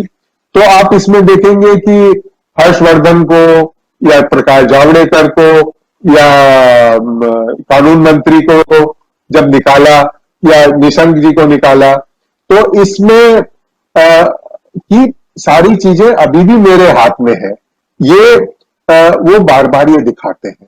और ये योगी भी जो है वो बुरा है, मैं तो इतना बुरा नहीं हूं, मैं आदमी अच्छा हूं, ये भी एक वो संदेश देना चाहते हैं अपने समर्थकों में। लेकिन जो युवा हिंदू वाहिनी है, तो अगर आप देखेंगे तो इनमें एक पैटर्न उभर रहा है, विशेषकर उत्तर प्रदेश में, राजस्थान में, जहां वसुंधरा राजे हैं, जहां पर योगी आदित्यनाथ है। तो मैं ऐसा नहीं कह रहा कि ये कोई वहां का जो क्षत्रिय नेतृत्व है वो चुनौती दे रहा है, जो कि ओबीसी, क्योंकि भारतीय जनता पार्टी जो है वो अब कमंडल से मंडल की तरफ चली गई है, मंडल की पार्टी हो गई है। और ये जो कुछ अवशेष है, ये अभी भी कमंडल की राजनीति करना चाहते हैं। और उसमें से जैसे जयशंकर जी ने कहा कि कैसे धन का भी जो भूमिका है, जो धन अर्जन करना है, जमीन बेचना है, जिसके लिए कि ये कुख्यात थे, तो वो भी एक उसका भी एक क्रम चल रहा है, जिसमें कि चंपक राय जैसे जो लोग हैं, जिनको कि हमारे मित्र विनीत नारायण ने एक इंडोनेशिया से जो महिलाएं थी जिन्होंने गौशाला के नाम पर बहुत सारा जमीन कब्जे जो कार्य किया है उसको उजागर किया था। तो ऐसे अगर आप देखिए कि बहुत सारी इसमें ऐसी जगहों से, ऐसे सूत्रों से, ऐसी स्थानों से चुनौतियां मिल रही है जो कि अभी तक नहीं मिल रही थी। तो जब कंट्रोल उनका पूरा था, तो जब चीजें ढीली पड़ती है तो उसमें फिर से आपको जो आजकल ये ऑटोमोबाइल वाले जो यूज करते हैं, गियर चेंज करना पड़ता है, गियर बदलते हैं। लेकिन मैं तो कि आजकल गियर की जरूरत ही नहीं पड़ती, आजकल तो ऑटोमेटिक गाड़ियां होती हैं, उनका चाहो चला सकते हैं, उनके बस दाम महंगे होते हैं। तो ऐसी स्थिति में मुझे ये लगता है कि योगी आदित्यनाथ आज के बाद में कोई एस्टेब्लिश हो गए हैं या मोदी जी के मन में उनके लिए बड़ी साबरमती की लहरें उनके लिए वो जा रही है, ऐसी बात नहीं है। क्योंकि आपने देखा है कि वो किस तरीके से अपने विरोधियों को, भली वो विपक्ष में हो, उनकी पार्टियों में हो, उनकी पार्टी में हो, उसको वो पार लगाने में बड़े माहिर आदमी है। और मैं ये मानता हूं कि ये आज जो काशी में जो हुआ है वो एक तरीके की औपचारिक एक जैसे पार्टी में चाय पानी की पार्टी जैसी थी, उसमें है। क्योंकि दोनों का द्वेष जो है वो अभी खत्म नहीं हुआ है और उसके जो राजनीतिक परिणाम है, जो राजनीतिक मंतव्य है, वो अब धीरे धीरे आपको मालूम पड़ेगा कि खुलेंगे। जैसे कि आपने देखा था कि जब वो शुरू में जब आए थे तो 3 लोगों को, जिनको कि आरएसएस ने बहुत ही ज्यादा प्रमुखता देने का मन बनाया था, और जिसमें नागपुर के हमारे नितिन गडकरी जी थे, देवेंद्र फडणवीस थे, और गोवा के स्वर्गीय जो मुख्यमंत्री जो थे वो थे। तो ऐसी स्थिति में आपने देखा कि उन तीनों की क्या गति हुई, कहां गए। तो ये इनकी भी क्या गति होती है, या ये बाजी पलट देते हैं, क्योंकि राजनीति संभावना का खेल है और ये राजनीतिक प्रतिद्वंदिता जो है वो मुझे लगता है कि जारी है, कोई समाप्त नहीं हुई। जी राजीव, समाप्त नहीं हुई। लेकिन जयशंकर जी, क्या ये पूरा का पूरा जो एपिसोड है आज का अगर देखें और उसमें प्रधानमंत्री नरेंद्र मोदी का बार बार योगी आदित्यनाथ के प्रति एक अलग तरह का झुकाव, एक लगाव दिखाने की कोशिश और तारीफ करने की कोशिश, क्या ये सब कुछ कंट्रोल्ड बाय नागपुर या चित्रकूट में जो बैठक हुई है वो है? जाहिर सी बात है कि ये जब तय हो गया कि अब योगी आदित्यनाथ के नेतृत्व में ही चुनाव लड़ना है, तो फिर ये कहा गया कि भाई किसी तरह का मतभेद दिखाई दे ऐसी बात नहीं आनी चाहिए, और आप लोग अपने मनमुटाव मतभेद जो भी है उसको दूर करिए, दूर मत कीजिए, बल्कि दिखाने के तौर पर सही कम से कम पब्लिक पोस्टरिंग इस तरह की हो जिससे लगेगा कि आप दोनों का एक दूसरे का सम्मान करते हैं और कहीं ऐसा मतभेद न जाने पाए कि एक दूसरे को ये गिराने की कोशिश हो रही है। तो इसीलिए बोला होगा। और आमतौर पर देखिए, आमतौर पर भी जो है इस तरह की जो सभाएं होती हैं तो उसमें जो मुख्यमंत्री होता है, वो हमको तो लगता है अगर विपक्ष का भी मुख्यमंत्री होगा तो भी प्रधानमंत्री के बारे में कुछ अच्छी बातें ही कहेगा, या वो मौके पर प्रधानमंत्री भी विपक्ष के मुख्यमंत्री के लिए भी कोई इस ढंग की बात नहीं कह देंगे। तो एक जो औपचारिकता है, एक जैसा कहा कर रहे थे, वो एक औपचारिकता भी होती है।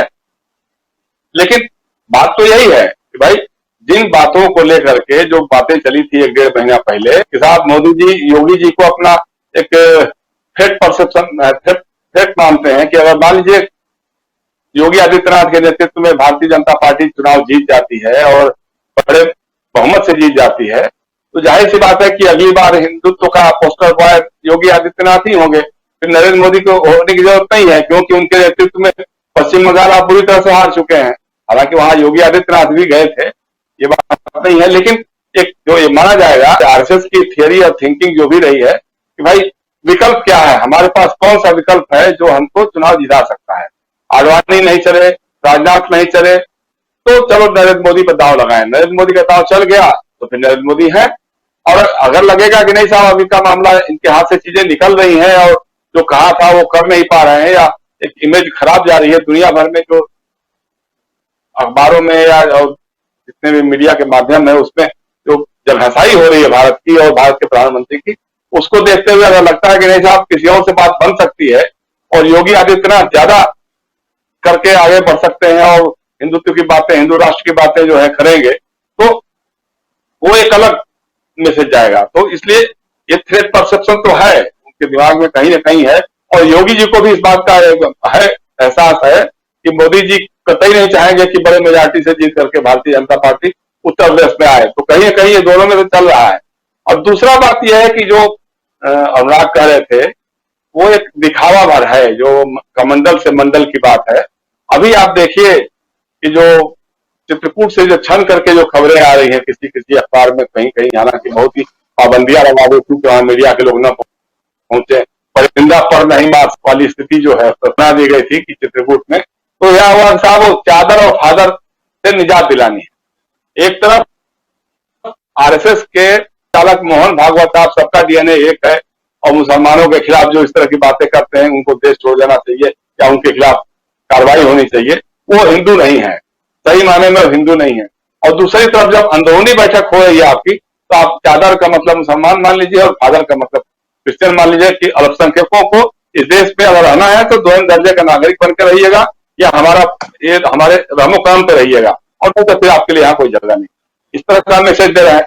दूसरा यह है, हमने बार बार कई बार चुनौती देकर के कहा है, आरएसएस के लोगों से कहा है, भाजपा के लोगों से कहा है कि अगर सोशल जस्टिस में आपका यकीन है तो जिस दिन मोहन भागवत मनुस्मृति को आग लगा देंगे, मैं यहां से नागपुर पैदल जाऊंगा, उनका चरण धोऊंगा।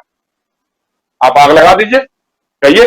जिस दिन अगर उन्होंने किसी दलित को सर संघचालक बना दिया, जिस दिन पिछड़ी जाति के किसी आदमी को सर कार्यवाह बना दिया, जिस दिन आरएसएस की राष्ट्रीय कार्यकारिणी में दलित और पिछड़ी जातियों के लोगों का समावेश हो जाता है, जिस दिन कोई अल्पसंख्यक, आप मुस्लिम राष्ट्रीय मंच बनाइए, सब करिए समझ में, लेकिन आरएसएस कार्यकारिणी में एक भी दलित, एक भी आदिवासी, एक भी ये पिछड़ी जाति का आदमी है, ये कोई मुसलमान नहीं है, अल्पसंख्यक नहीं है। और आप कहते हैं बात कमंडल, आपके मन में सीधा सीधा यह है कमंडल की ही राजनीति होगी, मंदिर की ही राजनीति होगी। लेकिन असल में जो पुराने सामंत होते थे, यूपी और बिहार के लोग जो है, हमारे उत्तर प्रदेश में भी थे या ये लोग थे, तो या राजस्थान में भी रहे ही होंगे, वो लोग करते क्या थे कि जो पिछड़ी जातियों के लोग होते थे, जो दलित जातियों के लोग होते थे, उनको अपना लठैत रखते थे। और जब दलित और पिछड़ी जातियों के लोग किसी तरह की बगावत करें या विरोध करें या कभी संघर्ष करें, तो उनको इन्हीं लठैतों से पिटवाते थे। तो आज ये जो मोदी ने किया है काम, जो 6 लोगों को बनाया है, या मध्य प्रदेश में वीरेंद्र खटीक जी हैं, काफी सीनियर सांसद हैं और अच्छे पढ़े लिखे खुले हुए हैं, डॉक्टर वीरेंद्र कुमार खटीक। खटीक उनका नाम जान बुझ के लिखते हैं वो सोनकर जाति से आते हैं, दलित जाति से आते हैं। तो इन लोगों को बनाया है, तो ये लठैत है बेसिकली, जो सामंतवाद है, जो मनुवाद है, उसके ये लोग लठैत हैं, ताकि अगर कभी पिछड़ी जातियों के लोग, दलित जातियों के लोग कभी अपने हक की बात करें, कभी सामाजिक न्याय की बात करें, तो इन लठैतों से ही उनको पिटवाया जाए, ये काम है। इसी तरह से चाहे नरेंद्र मोदी हो, चाहे नीतीश कुमार हो, ये सारे के सारे इनके ये है, लठैत हैं, ये मनवादियों के लठैत हैं, जिसको करके भी इन्होंने आगे बढ़ाया है। कहीं ऐसा नहीं है कि कमंडल छोड़ करके ये मंडल की तरफ जा रहे हैं। जितनी पिछड़ी जातियों के लोगों की हत्याएं हुई है उत्तर प्रदेश में, जितने दलित जाति के लोगों की हत्या, जितनी दलित और पिछड़ी जातियों की बच्चियों से बलात्कार हुई है, कहा थे ये मंडल वाले जो सोकाल, जो कमंडल की जगह मंडल की बात कर रहे थे, उस समय तो सांसद तो थे ना। किसी एक सांसद ने भी भारतीय जनता पार्टी के, कभी हाथरस की बेटी का सवाल हो, चाहे बुलंदशहर की बात हो, चाहे वो उन्नाव की बेटी की बात हो, कभी किसी ने कोई सवाल उठाया था क्या? कभी सड़क पे आया था क्या? कभी संसद से लेकर सड़क तक कोई भी बयान तक देने की कोशिश की थी क्या? तो ये लोग नहीं बन सकते हैं मंडल के मसीहा या मंडल के नाम। हाँ, ये जरूर है कि एक सामाजिक संतुलन बनाने के लिए, एक मैसेज देने के लिए कि साहब गैर यादव, गैर जाटव जातियों को हम लामबंद करेंगे, उनके प्रतिनिधियों को हम प्रमुखता देंगे ताकि चुनाव में ये लोग हमारे साथ दें। 2014, 2019 और 2017 में ये लोग, ये जातियां बीजेपी के साथ जाकर के धोखा खा चुकी हैं। उनको मालूम हो चुका है ये सब दिखावे के हैं, हाथी के दांत है और कुछ भी नहीं है, असली काम कहीं और होता है। तो जैसे बार बार कहता हूं कि जो केशव मौर्य के साथ हुआ है या स्वामी प्रसाद मौर्य के साथ जो हुआ है, तो वो लोग भूलने वाले तो नहीं है। तो अगर आपकी निष्ठा है, अगर आपका है, तो वो दिखना चाहिए, आपको कर्म में दिखना चाहिए। ठीक है, किसी को मंत्री बना दिया, किसी को संतरी बना दिया, इससे कहीं ऐसा नहीं लगता है जी। जी बिल्कुल सही कह रहे हैं। कुछ उनके भाषण के कुछ अंश के साथ में फिर से आना चाहूंगा अमलेंदु जी आपके पास। हालांकि बहुत सारी चीजें हैं जिस पर, क्योंकि आज का पूरा दिन और बहुत ऐसी बातें हैं जिसके मतलब जिसकी तह में जाएं तो बहुत सारी ऐसी चीजें निकल के आती हैं जो लगता है कि आखिर प्रधानमंत्री बोल क्या रहे हैं, बोल क्या दिए, और ऐसी बहुत सारी बातें सामने आती हैं। उन्होंने कहा प्रधानमंत्री ने कि यूपी में सरकार आज भ्रष्टाचार और भाई भतीजावाद से नहीं बल्कि विकासवाद से चल रही है। ये तमाम बातें, सरकार की बात अगर कर रहे हैं प्रधानमंत्री नरेंद्र मोदी, तो साफ है कि बात यहां पर यही है कि योगी आदित्यनाथ को की तारीफ कर रहे हैं और इसीलिए, और कह रहे हैं कि इसीलिए आज यूपी में जनता की योजनाओं का लाभ सीधा जनता को ही मिल रहा है। इसीलिए आज यूपी में नए नए उद्योगों का निवेश हो रहा है, रोजगार के अवसर बढ़ रहे हैं। अमलेंदु जी, उन्होंने ये भी कहा है प्रधानमंत्री ने कि आज यूपी में कानून का राज है। ये सब तो हम लोग जान चुके हैं और उसके अलावा कई बातें और भी उन्होंने की और बहुत सारी बातें जिस पर अभी आप चर्चा कर भी रहे थे। तो सवाल ये उठता है कि जब सरकार खुद 5 साल पूरे करने वाली है तो इस वक्त पुरानी सरकारों की बुराई करना कि पहले, जो अभी थोड़ी देर पहले जयशंकर जी और आप लोग बता भी रहे थे, बात भी कर रहे थे कि 4.5 साल तो इनकी सरकार रही है। आज आप कानून राज की बात कर रहे हैं, आज आप भाई भतीजावाद की बात कर रहे हैं कि वो अब नहीं है। आज आप कह रहे हैं कि विकासवाद, जो भाई भतीजावाद छोड़ के विकासवाद की ओर हम जा चुके हैं। लेकिन ये सब कहने के पीछे तारीफ आज की सरकार की कर रहे हैं, योगी सरकार की कर रहे हैं। अभी जब हम योगी की बात भी कर रहे थे कि योगी जी की तारीफ के जो पुल आप बांध रहे हैं, बहुत अच्छी बात है। ये साफ दर्शाने की आप कोशिश कर रहे हैं कि सब कुछ ठीक है। जो अभी तक था, जो मौसम जो है वो गुलाबी हो चुका है वहां का, और बारिश भी हो रही है तो और भी गुलाबी है समा जो है। लेकिन सवाल यही उठता है कि विधानसभा चुनावों का सामना करना है आपको, और आने वाले समय में जिस प्रकार हम देख रहे हैं कि देश में रोजगार की कमी है, नौकरियां नहीं हैं, यूपी में भी बहुत ही बुरा हाल है रोजगार को लेकर के, भूखमरी का आलम है, कई जो परिवार, कई तरह के लोग हैं, मतलब गरीबी का जो स्तर है, ये सिर्फ यूपी की बात नहीं, दूसरे राज्यों की बात भी है, देश की बात है। फिर भी यूपी की बात इसलिए मैं कर रहा हूं क्योंकि यूपी में विकासवाद की गंगा प्रधानमंत्री नरेंद्र मोदी बहा रहे हैं, इसलिए आज हम सब्जेक्ट चूंकि यूपी है तो यूपी की बात कर रहा हूं मैं। इन तमाम चीजों को देखें, लड़कियों की बात हम कर चुके, छेड़खानियों की बात कर चुके, बलात्कार की बात कर चुके, एनकाउंटर की बात कर चुके, ये तमाम बातें हम कर चुके हैं, और कानून व्यवस्था की बात हम कर चुके हैं, तमाम बातें हैं अमलेंदु जी। इसके बीच में विकासवाद की गंगा आप कहां देखते हैं, कहां विकास की गंगा बह रही है, जरा बताएं, आपको दिखाई दे रही है क्या? देखिए राजीव जी, एक तो भाई भतीजावाद पे सरकार नहीं चल रही है, ये बिल्कुल सही बात है, इसमें कोई दो राय नहीं है। और इसलिए नहीं चल रही है क्योंकि ना भाई है ना भतीजा, तो भाई भतीजावाद चलेगा कैसे? भाई होता, भतीजा होता तो भाई भतीजावाद चलता। और मुझे लगता है कि भाई भतीजावाद चलाना कोई खराब चीज नहीं है, अच्छी चीज है। वो लोग बहुत अच्छे होते हैं जो भाई भतीजावाद करते हैं, कम से कम अपने परिवार का तो ध्यान रखते हैं। मतलब मैं निजी टिप्पणियों को जाना नहीं चाहता हूं, लेकिन चूंकि बात प्रधानमंत्री ने जो बातें कही हैं, मैं उस तरीके उन बातों पे उसका थोड़ा विस्तार करना चाहता हूं कि वो लोग बहुत अच्छे होते हैं जो भाई भतीजावाद करते हैं। मुझको याद है कि जब आंध्र प्रदेश का चल रहा था चुनाव, तो प्रधानमंत्री गए थे आंध्र प्रदेश और वहां कहा था कि वो लोकेश के पापा जो हैं वो क्या कमीशन लेते हैं या कुछ इस तरीके से कहा था। वहां मतलब जो अपने वहां के मुख्यमंत्री रहे, उनके बेटे का नाम है लोकेश, टीडीपी वाले तेलुगु देशम के, दिमाग से पता, चंद्रबाबू नायडू के बेटे का। तो उसने, लोकेश ने फिर पलट के था वो जवाब दिया कि आप अपनी पत्नी को छोड़ आए हो क्या क्या, वो तो सब बातें। मतलब आप अगर व्यक्तिगत इस तरह की बातें करेंगे तो जाहिर बात है कि आपको व्यक्तिगत इस तरह के जो है जवाब मिलना शुरू हो जाएंगे। तो आप भाई भतीजावाद की अगर बात करेंगे तो लोग कहना शुरू कर देंगे ना आपके भाई है ना भतीजा है, आप मानते ही नहीं किसी को भाई भतीजा, तो कहां से भाई भतीजावाद करेंगे? जहां तक विकास की बात है, मुझे लगता है कि इस विकास पे जो बहुत अवश्य जो है वो चर्चा होनी चाहिए कि आखिर ये विकास है क्या और पाया कहां जाता है। एक तो ये है कि जो लोग विकास की बात करते हैं और जो विकास करते हैं, सुना जाता है कि विकास में कमीशन बहुत अच्छा होता है। जितने भी सरकारी काम होते हैं उनमें सबसे ज्यादा कमीशन जो है विकास में होता है। और ये आम चर्चा है सत्ता के गलियारों में है कि उत्तर प्रदेश में विकास में कमीशन जो है इस सरकार में 3 गुना बढ़ गया है। ये बताया जाता है कि विभाग में जहां 1.5% जो थी वो कट जाया करती थी, वो 7% जो वो कट हो गई है। अब पता नहीं कितना सही है गलत है, मैं नहीं कह सकता, लेकिन जो सत्ता के गलियारों में चर्चाएं होती हैं, और वो चर्चाएं ऐसे नहीं हुआ करती हैं, कोई ठेकेदार आके बोलता है, कोई मंत्री का चमचा आके बोलता है, कोई पीए आकर के बोलता है ना, कोई आके बोलता है कि अरे आज मंत्री जी कुत्ते के लिए बिस्कुट खिलाने के लिए गए थे, फोन आ गया था तहसीलदार के पास। इस तरह की घटनाएं जो है ये सत्ता के गलियारों में चलती, मैं झूठ नहीं बोल रहा हूँ, जो सत्ता के गलियारों में चर्चाएं होती हैं ये वही बात मैं बता रहा हूँ। तो बताया जा रहा है कि कट जो है उत्तर प्रदेश के अंदर कमीशन जो है वो बहुत बढ़ गया है विकास में।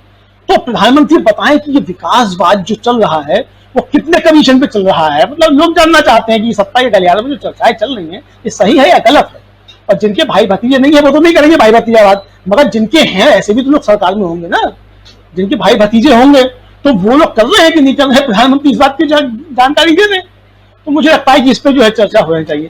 बाकी अभी विकास कहाँ पहुंचा है देखिए, अभी चर्चा हो रही थी कि वो 4 लाख लोगों को नौकरियां देने के जो है वो होर्डिंग्स जो है लगे हुए हैं, और मैं देख रहा हूं कि अकेले दिल्ली में ही 4 लाख से ज्यादा होर्डिंग लग गए होंगे। यानी वो 4 लाख नौकरियां जो है वो मिली कि नहीं मिली ये तो जांच का विषय है, और ये पूछा जाना चाहिए कि वो कहाँ 4 लाख प्रमाण पत्र जारी कर दो लिस्ट किन 4 लाख लोगों को नौकरियां मिली हैं। क्योंकि जिस लेखपाल का जो था मुख्यमंत्री के ट्विटर हैंडल से जारी किया गया था वो वीडियो कि हमको जो है महाराज जी की कृपा से वो मिला है, तो मालूम पड़ा कि वो लोगों ने कह दिया ये तो फर्जी है। तो अखिलेश यादव के समय की जो थी वो नियुक्तियां निकली थी, इस सरकार में तो नियुक्ति कहाँ से महाराज जी ने नौकरी दे दी, मालूम पड़ा कि वो लेखपाल जो है नेपाल भाग गया। तो अब ये पता नहीं ये सब चीजें सही है या नहीं है, कितनी नौकरियां मिली है नहीं मिली है, लेकिन ये सही है कि अकेले 4 लाख पोस्टर जो है वो दिल्ली में लग गए हैं। अब ये सवाल यहां भी उठता है कि प्रधानमंत्री जिस विकास की बात कर रहे हैं, आज 1500 करोड़ की सौगात जो बनारस में देके आए हैं, तो भाई प्रधानमंत्री क्या अपनी जेब से लेके आए हैं 1500 करोड़, या तो सरकारी खजाने से ही है ना। तो सरकारी खजाने से सिर्फ बनारस को क्यों है, लखनऊ को क्यों नहीं है, या गोरखपुर को क्यों नहीं है। अगर मान ली उत्तर प्रदेश के विकास की बात की जा रही है तो क्यों नहीं है। बांदा जो है वो पिछड़ा हुआ है, बुंदेलखंड बहुत पिछड़ा हुआ है, देवरिया बहुत पिछड़ा हुआ है, वहां ये इसमें से 1500 करोड़ में से 150 करोड़ भी आप नहीं दे रहे भाई, क्यों नहीं दे रहे।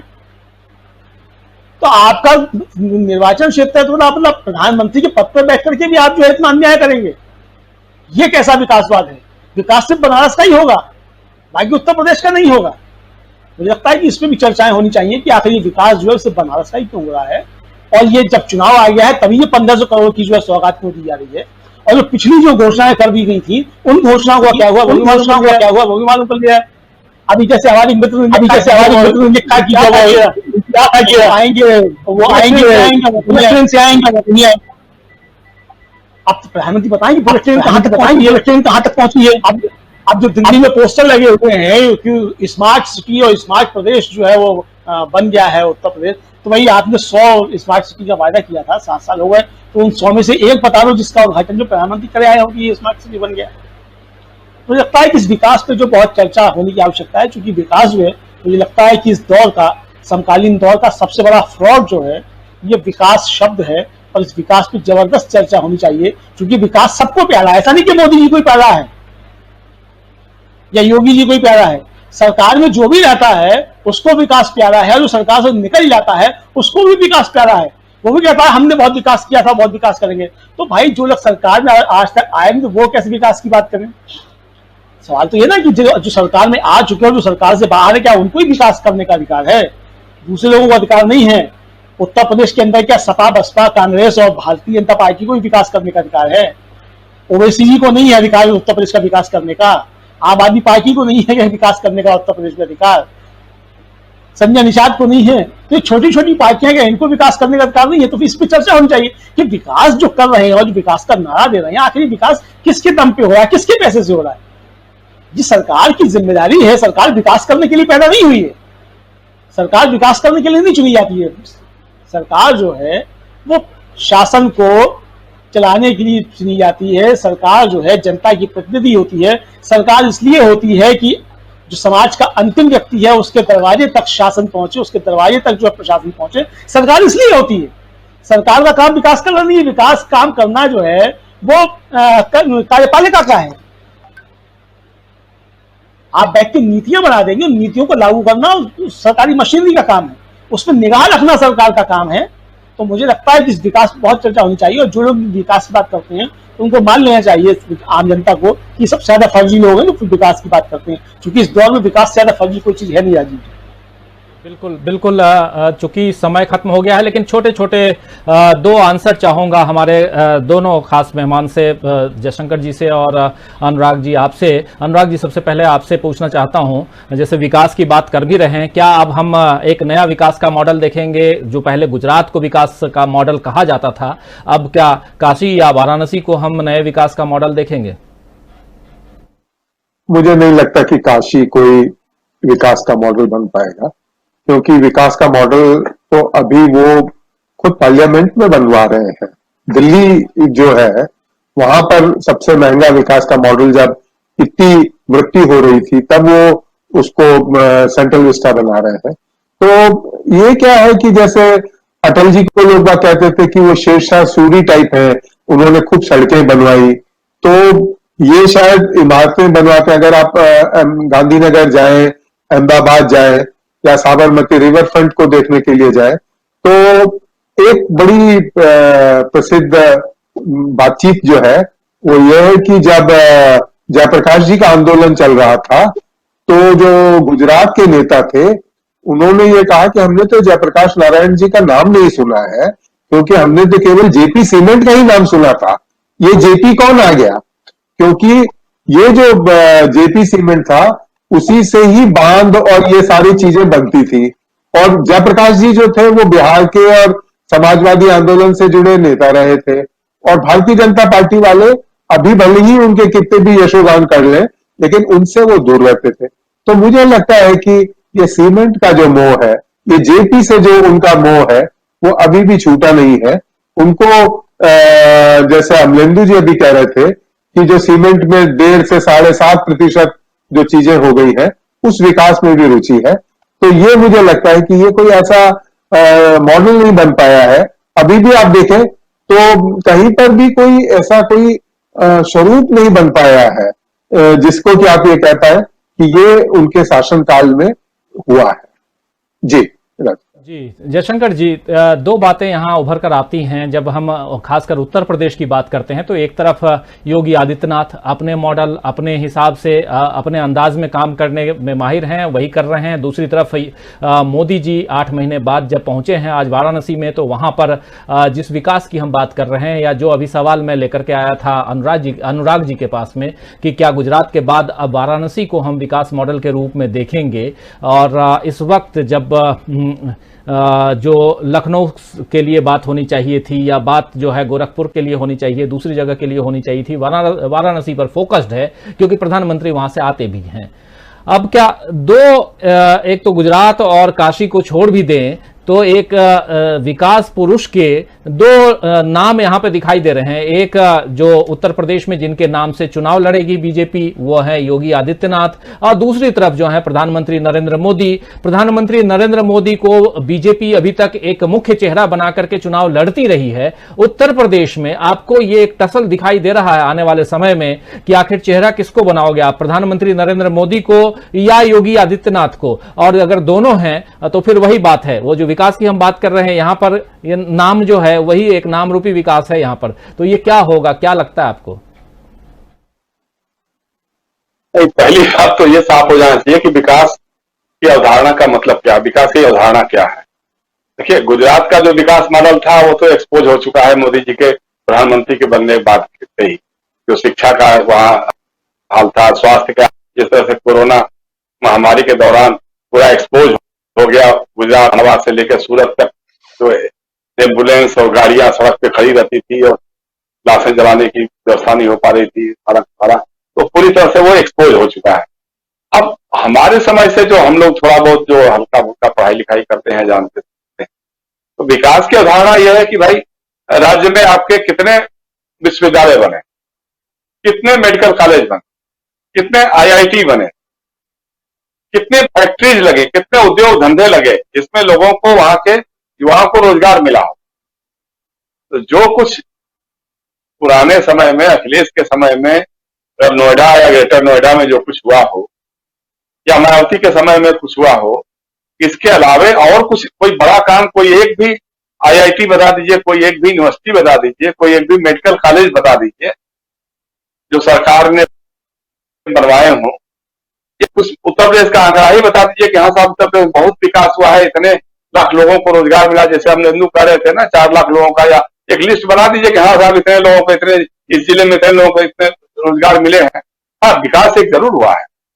हर जिले में भारतीय जनता पार्टी का जो कार्यालय है, एक कार्यालय 5 करोड़ रुपए औसतन खर्च करके बनाया गया, ये विकास हुआ है।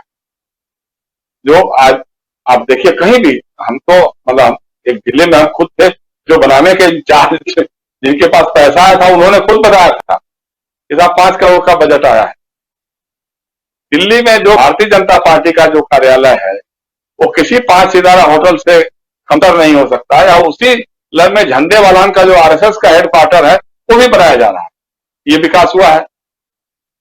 RSS के संघ चालक या उनके प्रचारक जो है वो कभी अपने पार्टी के संघ के कार्यालय में थे, अब वो पूरे लवाजमे के साथ LSG कमांडोज के साथ 5 स्टार होटल में ठहरते हैं, वहां जाते हैं, वो सारी सुविधाएं मिलती हैं। ये विकास हुआ है। अगर इस तरह के सारे विकास को आप विकास कार्य मान लेते हैं तो हम मान लेते हैं, लेकिन बनारस में जिसकी बात आप कर रहे हैं, वहां के हथकरघा बुनकर रो रहे हैं, जार जार रो रहे हैं। उनकी साड़ियों का, उनके कपड़ों का कहीं कोई मिल रहा, उनको बाजार नहीं मिल रहा है। क्या किया 1500 करोड़ रुपए में आपने काशी के बुनकरों के लिए? भाई ये बता दीजिए, आप बताना चाहिए आपको। या और जो वहां के लोग हैं, मतलब कुछ भी ऐसा काम हो बताइए जिससे लोगों को रोजगार मिला हो। उत्तर प्रदेश में, हम पूर्वी उत्तर प्रदेश की ही बात कर ले रहे हैं, गोरखपुर में फर्टिलाइजर का कारखाना था, किस हालत में पड़ा है भाई? बहुत दिनों से सुन रहे थे कि अब उसका रिवाइवल होगा, अब उसका रिवाइवल होगा, क्या हुआ? या गाजीपुर का अफीम कारखाना, या इस तरह के जितने भी मतलब जो पहले से लगे हुए उद्योग धंधे थे, उनका कहीं कुछ नहीं है।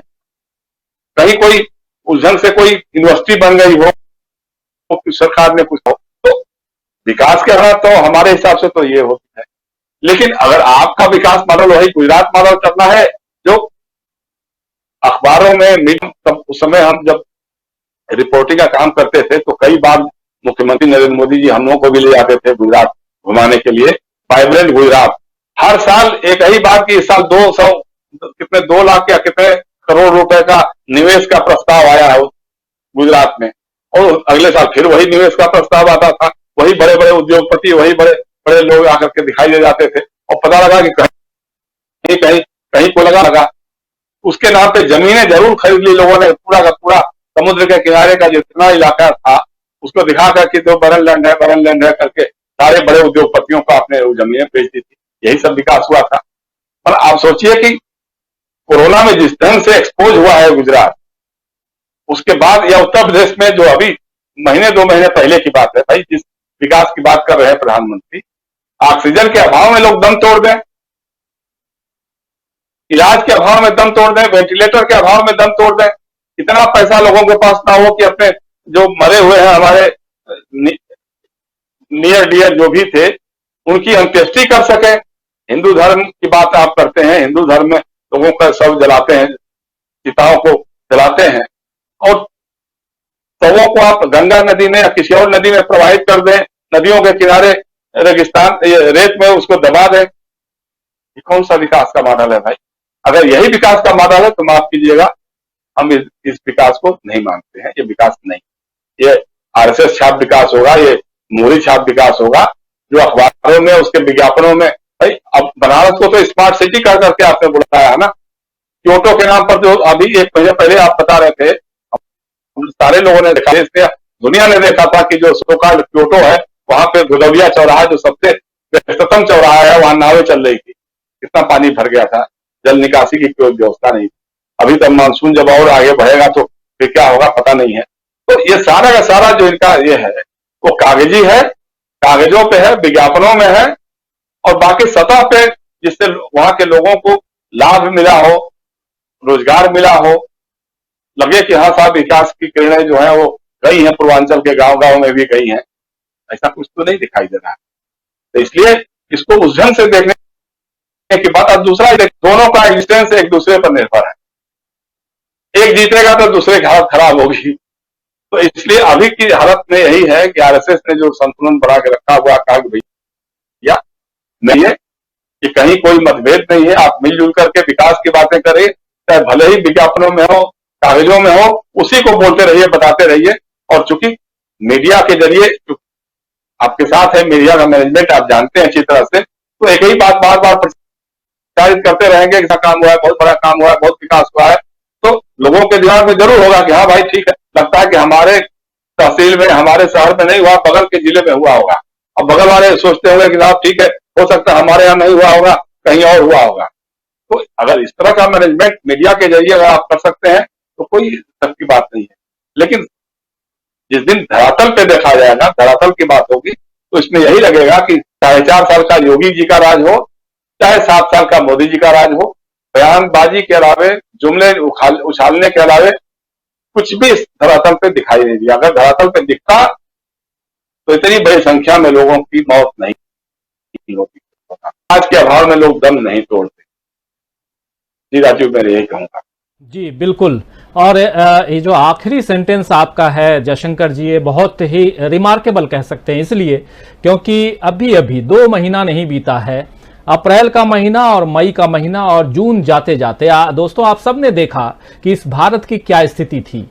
सड़कों पे, गलियों में, अस्पतालों में, नदियों में, हर तरफ जहां देखिए वहां कहीं लाशें दिख रही हैं, कहीं परेशान लोग जो हैं बीमारी से, कोरोना से परेशान लोग वो भाग रहे हैं, कहीं ऑक्सीजन की कमी तो कहीं बेड की कमी। इन तमाम कमियों के बाद, और ऐसा नहीं है कि एक जगह, इस पूरे देश में और खासकर उत्तर भारत में हमने देखा, उत्तर प्रदेश में हमने देखा, बिहार में हमने देखा, दिल्ली में देखा, कौन सा स्टेट, कौन सा राज्य ऐसा नहीं है जहां ये भयावह स्थिति नहीं थी। हाँ, उत्तर प्रदेश की नदियों में जब लाशें तैरती हुई, गंगा के किनारे दफन की गई लाशें, और अब जब एक बारिश के बाद वहां के उनके लाशों के ऊपर के जो कफन है वो दिखाई दे रहे हैं रंग बिरंगे, ये सब फोटोग्राफ्स, और ये कोई बात हम लोग यहां बढ़ा चढ़ा के नहीं कह रहे हैं, सब कुछ सामने है। और उसके बाद कौन सा जुमला उछाल रहे हैं आप? विकासवाद की बात कर रहे हैं, भाई भतीजावाद, तो बाकी कुछ और जो तुकबंदियां हैं। अनुराग जी बहुत सही कह रहे थे कि कुछ शब्द ऐसे हैं जो गढ़ लिए गए हैं, और खासकर भाजपा और आरएसएस को ये शायद उनका एक अलग शब्दकोश होता होगा, उसमें कुछ ऐसे शब्द दिए जाते हैं कि हाँ आप बहुत लच्छेदार भाषा आपको बोलना है लोगों के बीच, जिससे लोग प्रभावित हों, वो प्रभाव डालने की कोशिश जो होती है। उसमें एक विकास नाम का जो एक बंदा है, जो कहें या चिड़िया कह सकते हैं अगर, विकास नाम की जो जिसके बारे में एक दो साथी बहुत अच्छी बातें लिख भी रहे थे, मैं कमेंट पढ़ रहा था तो हालांकि बहुत काफी ऊपर चला गया तो मैं अभी आपके सामने नहीं रख पाऊंगा, लेकिन ओवरऑल बात यही है कि ये विकास करके आप किसको इस देश में मूर्ख बनाने की कोशिश कर रहे हैं, जनता जो है वो सब जानती है, और यहां कुछ बोलने समझने की जरूरत नहीं है। ये बातें जब सिर से ऊपर पानी चला जाता है, जब सवालों के बौछार होने लगते हैं, तो आप खुद कह देते हैं कि ये तो हमारा जुमला था। खैर, तो जुमलों की हम बात कर रहे हैं और कोई बातें नहीं कर रहे हैं, और हम ये ऑफिशियली मानने लगे हैं, जयशंकर जी और आप तीनों हमारी बातों से सहमत होंगे शायद, कि जो भी बातें आती हैं और उसमें जो बातें हमें लगती हैं कि तथ्यों के आधार पर सही नहीं है, उसे हम लोग आधिकारिक तौर पे जुमला मान लें। शायद मैं सही कह रहा हूं, आप लोग भी मेरी बातों से सहमत होंगे कि यही है कि अब अगर तथ्यों के आधार पर नहीं है तो आप लोग इसे जुमला मान लीजिए, जो काम नहीं हो सकता है तो बस नहीं होगा, आप जुमला समझ लीजिए। चुनाव के समय में ऐसी बातें की जाती हैं और इसको उसी ढंग से समझिए, और क्योटो की बात भूल जाइए, या आप ये भूल जाइए कि आगे आपका विकास होगा, आप आगे होंगे। लेकिन जयशंकर जी कुछ आप बोल रहे हैं। नहीं, ये बात अमित शाह जी ने खुद कही थी जो आप कह रहे हैं। कि अमित शाह जी ने ही कहा था जब 15 लाख रुपए जमा करने की बात हुई थी ना, कि विदेशों में जमा काला धन लाएंगे और हर भारतीय के खाते में 15 लाख रुपए ऐसे ही पहुंच जाएंगे। तो जब लोगों ने पूछा था अमित शाह जी ने, साहब उसका क्या हुआ, तो कहा था चुनावी जुमला था यार, इसका कोई बातें कुछ कही जाती है और सब बातें लागू थोड़ा करनी होती है। तो ये आपने हमारे गृह मंत्री पहले ही कर चुके हैं, इसलिए उसमें नहीं है। मतलब जुमलों पे पार्टी चलती है, ठीक है। अब चूंकि हम जुमलों के आदी हो चुके हैं, जुमलों को ही सच मान लेते हैं, उसी के मायाजाल में फंस करके, जैसे मदारी होता है ना कि भाई अब ये खेल दिखाएंगे, ये दिखाएंगे, और उसके नाम पे सबका पैसा वसूल कर लेता है और फिर बोरिया लेकर के धीरे से उछल देता है, कोई काम है अपने यहाँ, तो ये चल ही रहा है, खेल चल रहा है, चूंकि लोग पसंद कर रहे हैं इसलिए इस खेल के महारथी हैं, वो खेल चला रहे हैं लोग। जी जी बिल्कुल बिल्कुल सही कह रहे हैं। तो दोस्तों ये समय अब खत्म हो चुका है और हम लोग बात जो है ये, और खासकर उत्तर प्रदेश की बात तो लगातार होती रहेगी। जब जब उत्तर प्रदेश अब क्या, अब तो ऑलरेडी है, चूंकि चुनावी मोड में जा चुका है, तो उत्तर प्रदेश की बात हम लगातार करेंगे और आप लोगों का साथ भी चाहिए। और खासकर आज आप तीनों जो हमारे साथ थे, आप तीनों ने इतना वक्त निकाला और इस पर चर्चा, एक प्रधानमंत्री नरेंद्र मोदी के भाषण और उत्तर प्रदेश की जो वर्तमान स्थितियां हैं उस पर आप लोगों ने चर्चा किया, इसके लिए बहुत बहुत धन्यवाद। अनुराग जी आपको बहुत धन्यवाद, जयशंकर जी आपको बहुत धन्यवाद, और धन्यवाद देना चाहता हूं अमलेंदु उपाध्याय जी आपको भी, आप तीनों को बहुत धन्यवाद कि आप लोग जुड़े हमारे साथ।